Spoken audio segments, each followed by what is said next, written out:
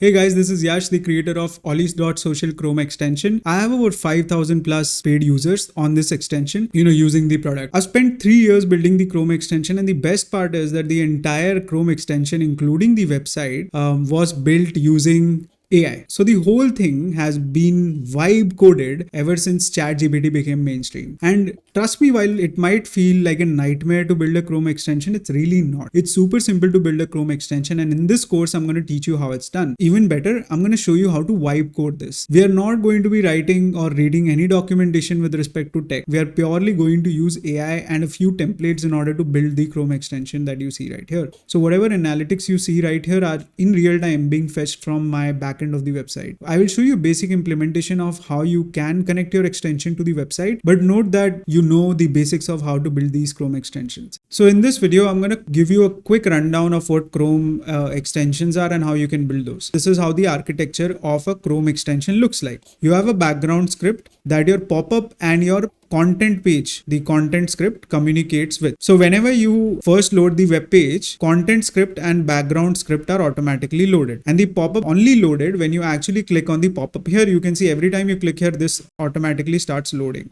So these are the three main components of a Chrome extension. When you open the page, the content script goes, or rather attaches to the web page. And then whenever you take any action, you have the option that where you can shoot a message to background script. So for example, when I click the button here, I'm telling my background script to call some external API. Now this could be, let's say, your own website. And this website will generate something, send to the background script. The background script will then send the message to content. And that is where you will then start seeing the content. So for example, when I click on congratulate, this happens on the content script. The content script will go ahead and send a message to background script. The background script will go ahead and call the external website. The external website will, give you some data, and then that data will be sent to content script, and that is what you will see in the pop-up, or rather your page. So these are the three main components of a Chrome extension, and we need to work all of these together in order to make them work. And this is not mentioned here, but think of this similar to a pop-up, but a separate page that opens up every time you click on specific buttons per se. I know it might seem a bit more complex,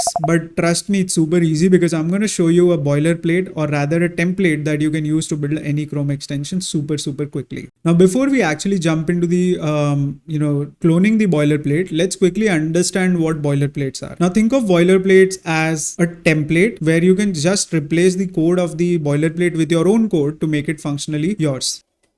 So this is the boilerplate that we are going to be using. It's by this guy, Ixi Yang. And actually, I think this is one of the best boilerplates out there. This is open source. It has an MIT license that you can use. And in general, I think this is one of the most functional one, and I use it for all my Chrome extensions. All right. So again, if you look at the boilerplate, it has an SRC, the utils, and then it has a bunch of these different files. Now you don't need to know what all of these files mean, but some of these files are important, and I'm going to show you once we clone the boilerplate. So in order to work with this boilerplate, what we need to do is open our cursor. And let me just quickly open cursor. So in here, I'm going to do clone repo because I already have the repo I want to clone, and I'm going to copy this. By clicking on code here, I'm going to do copy URL to clipboard, and then I'm going to click on clone repo again. I'm going to paste it here. So clone from GitHub. I'm just going to paste it here very quickly. Okay, hold on. So I'm going to clone again. I'm going to paste this here, and then you need to select the folder. I'm going to say basic note taking extension. I'm going to create, and then I'm going to select as the repository destination, and this will now clone the repository for me. You can see this is the Chrome extension boilerplate, and I have cloned it locally now. So first I'm going to go to SRC, and I'm going to show you the pages. You can see we have a bunch of pages here, right? So we have the background script, like I mentioned. We have the content script, which attaches to the web page. And then we have the pop-up panel options, new tab, and so on. So I'm guessing you already understand what we need to do so far, with respect to the architecture of the Chrome extension, is to start wireframing. Now, what is wireframing, right? So before we get into the drawing side of things by, actually drawing something on the page, wireframing is essentially helping you, or rather building a visualization of what you want to build. Per se. Now in our Chrome extension, how I want the flow to be is something like this, right? So I have a browser window open like this. Now extensions work on top of browsers. So how I want the flow to be is, first let's quickly go ahead and build our templates. I'm going to draw a couple of screens here. This is what you call the frames of your wireframe. So this is our frame 1, this is our frame 2, and this is our frame 3. Your pop-up is typically based on the top right here. And again, this does not need to be perfect. This just needs to be communicative enough such that people who are looking at your wireframes understand what we're doing, right? So my frame is based on the top here, or rather the pop-up is based on the top here. When the user opens the pop-up, it should show up like this with some notes that you might have created in the past. So this becomes your first screen. Your pop-up will have, or rather your extension will have a pop-up that will contain all your previous notes, right? So this becomes your first visualization. But now the question is, how do I add a note, or how do I create a note? So let's say a user is browsing a website. This is a website with a bunch of text, right? And he wants to create a note. When he's just reading something, he wants to create a note, right? And here is what we want to, or rather we want to have like a thing on the, right corner here, where once the user clicks, it opens something. Now, let's say if I click here, this should open up a form which says something like create a note, right? So this is the form that we will open, and this will have a few things, right? So a title, and then it will also have something called note. We can also add more features around reminders and so on and so forth, but the bare bone of our project or what we want to build should look something like this. We've created our wireframe, and as you know, the best way to learn how to write code, or rather wipe code with me, would be to do it yourself.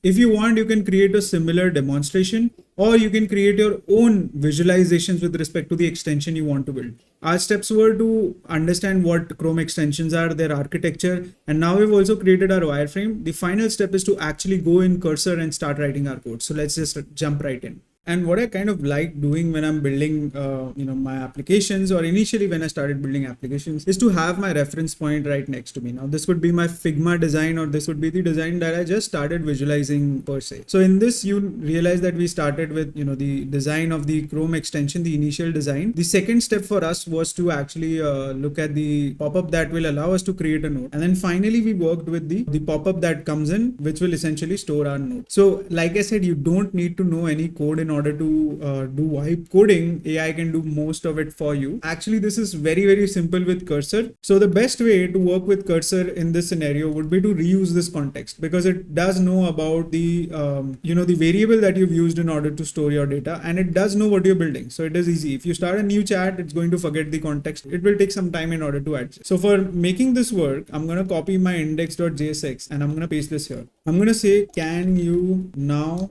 create a new component and add this in content file, and this component should show a button on bottom right on all websites, like a plus button in yellow color, which when clicked opens a pop-up for the user and allows user to create the node. You can then go ahead and store this node in your extension storage. Ensure the color of the pop-up and button looks similar to a sticky note, and that the button is attached to bottom right. So super simple prompt, and I'm gonna also say create a new file and then import it in my index file. You can see we created a node button and we also imported that in the index.js. So let's just go ahead and do that. First, this is our reference image for the pop-up, and I'm gonna open my cursor and the popup.jsx file here. You can see by default my file popup.jsx is selected, meaning cursor is now focused on this specific file. You can add more files by pressing the @ button here, and this will allow you to add the other files from the project. I'm gonna select everything and I'm gonna paste this here. This will automatically add this file as a part of the context as well.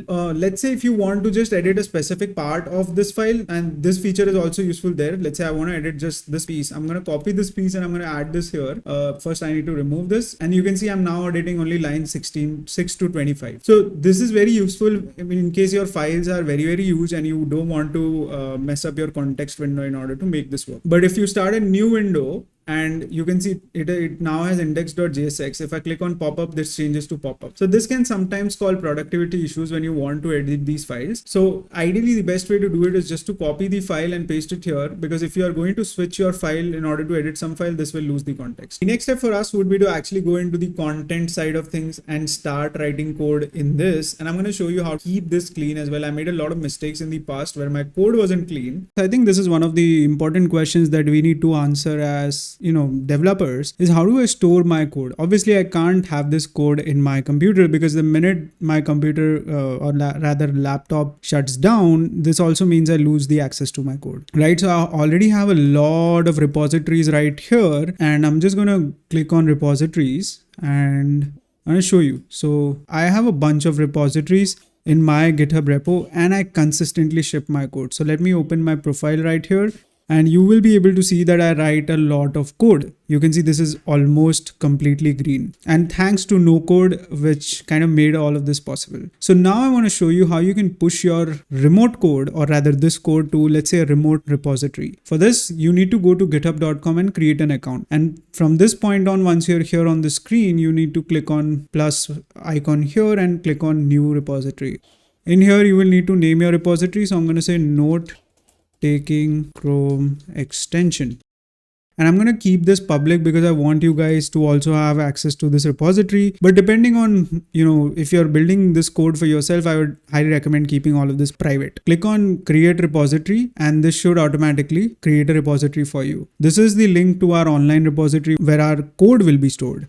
Now note that initially when you start working with GitHub, it is not automatically going to connect with your laptop. What you will need to do is you will need to do a bunch of different steps. So for example, git download. This will allow you to download the whole Git system in your laptop. Depending on which OS you're on, go ahead and do this. So if you're on Mac OS, Windows or Linux, go ahead and download this for your computer. Once you do that, you will need to follow a bunch of these different commands in order to make all of this work. And I'm going to show you which commands to execute step by step in order to make this happen. You will need to run this command to set your username. Your username you would typically be able to find right here, or you can see you will be able to find right here. So go ahead and do that. And the second step you will need to do is set your email.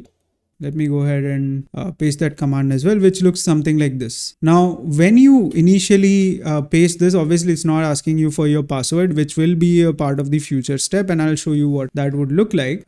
But at this point, the Git in your computer knows that this is the username and email where I need to store the code. My first extension was in 2023, and one of my most popular extension, which is Oli.social, has 2,500 users, and all of these are paid users.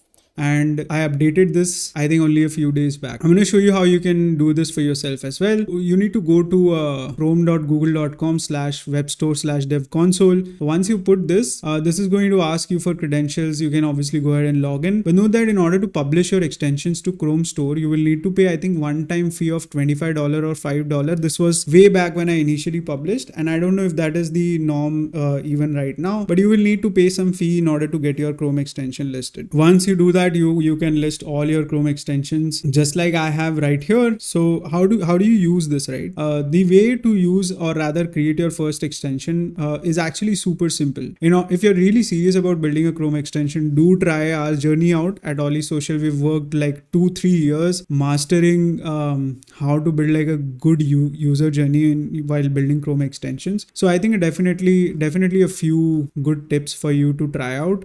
So excited that you went through all the videos to get to this point. It took a while for us to build this course because we really wanted to ensure that we have the relevant experience to walk you through how to do vibe coding per se. So we've been doing it ever since AI became mainstream. A lot of people talk about vibe coding, but we ensured that not only you know how to vibe code a Chrome extension, but you also know how to market it. You also know how to publish it on Chrome Store. You also know how to store your code correctly so that you follow all the right practices while building the Chrome extensions. Thank you so much for going through this course. And if you guys have any questions at all, please feel free to reach out to me. I'll see you guys in my future courses.